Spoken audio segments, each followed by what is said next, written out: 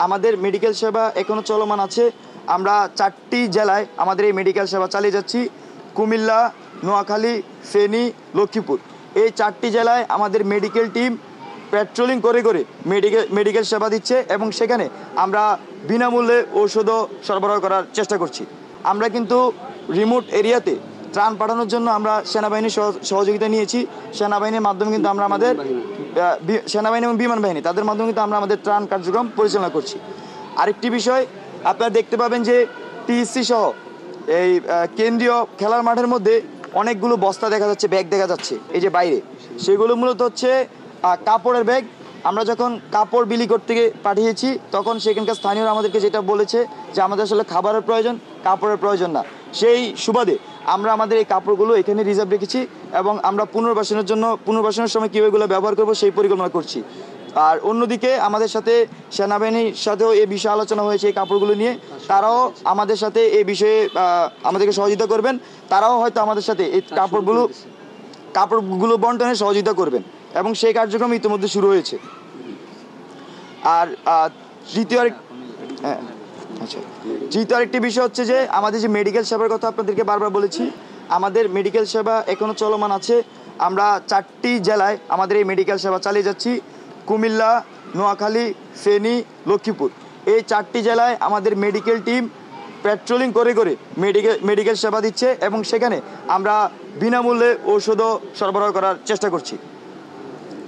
আর চতুর্থ যে পয়েন্টটি সেটি আপনারা দেখেছেন আমাদের এই পুরো ত্রাণ কার্যক্রমে অসংখ্য ভলেন্টিয়ার আসলে স্বতঃস্ফূর্তভাবে অংশগ্রহণ করেছে এবং তারাই আসলে আমাদের এই কার্যক্রমকে প্রাণ দিয়েছে আমরা মনে করি।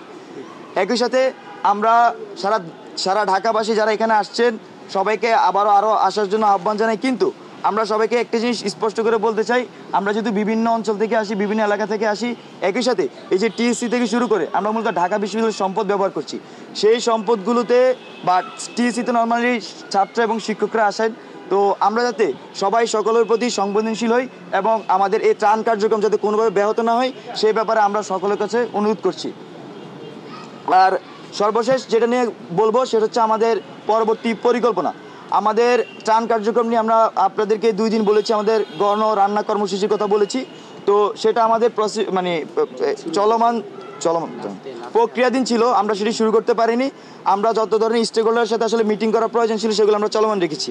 আমরা ডিসি মহোদয়দের সাথে মিটিং করেছি, ইউনো মহোদয়দের সাথে মিটিং করেছি, ওনাদের থেকে তথ্যপত্র সংগ্রহ করেছি। ওনারা সেনাবাহিনী, নৌবাহিনী এবং বিমান বাহিনী থেকে শুরু করে যারা সেখানে ত্রাণ কার্যক্রম পরিচালনা করছে তাদের থেকে ডেটা এনে আমাদের সাথে সেগুলো শেয়ার করেছেন। এবং সর্বশেষ আমরা ওইসব অঞ্চলের যেসব শিক্ষার্থীরা আছে আমাদের ক্যাম্পাস থেকে শুরু করে ঢাকা শহরে তাদের সাথেও আমরা আজকে একটি মিটিং করেছি এবং তারই প্রেক্ষিতে আমরা কিছু সিদ্ধান্তে পৌঁছাই। আমরা চেষ্টা করছি, আমাদের কাজ প্রক্রিয়াধীন আছে। আমরা আজকে রাতেই সেই সকল জেলায় আমাদের গণরান্না কর্মসূচির অংশ হিসেবে আমরা বিশাল সংখ্যক খাদ্য পাঠানোর পরিকল্পনা করছি। সেটি হতে পারে আগামীকালকে অন্তত 1 লাখ মানুষের জন্য এক বেলা খাবারের আমরা ব্যবস্থা করতে পারবো। আমরা সেই জন্য আগাচ্ছি, শুধু দুপুরের জন্য বলছি। এছাড়াও আমরা যদি পারি আমরা কালকে সকালের মধ্যে সম্ভব হলে আমরা রাতের খাবারও পাঠানোর চেষ্টা করব। আমাদের কাজ প্রক্রিয়াধীন থাকবে। সেই ব্যাপারে আপনাদের সাংবাদিক বন্ধুদের মাধ্যমে সারা দেশে যেসব ইন্ডাস্ট্রির মালিক আছেন বা যারা চাল ডাল এসবের সাথে জড়িত, তেলের সাথে কাজ করছেন, তাদেরকে আমরা আহ্বান করব আপনারা আমাদেরকে সহযোগিতা করুন। যেহেতু আমরা আসলে শিক্ষার্থী, আমাদের ওই রকম সাপ্লাই চেইনের সাথে আমরা পরিচিত না, তারা যাতে আমাদের সহযোগিতা করে। একই সাথে বাংলাদেশের যেসব ইন্ডাস্ট্রি এইসব প্রোডাক্ট ম্যানুফ্যাকচার করেন, তাদেরকে প্রসেস করেন, তাদেরকে আহ্বান জানাবো আপনারা যদি এই ত্রাণ কার্যক্রমে আমি বলছি চাল ডাল তেল আলু এইসব জিনিসের সাথে আমাদের সাথে সহযোগিতা করতে চান, আপনারা সরাসরি আমাদেরকে সেই সব প্রোডাক্ট পাঠাতে পারেন।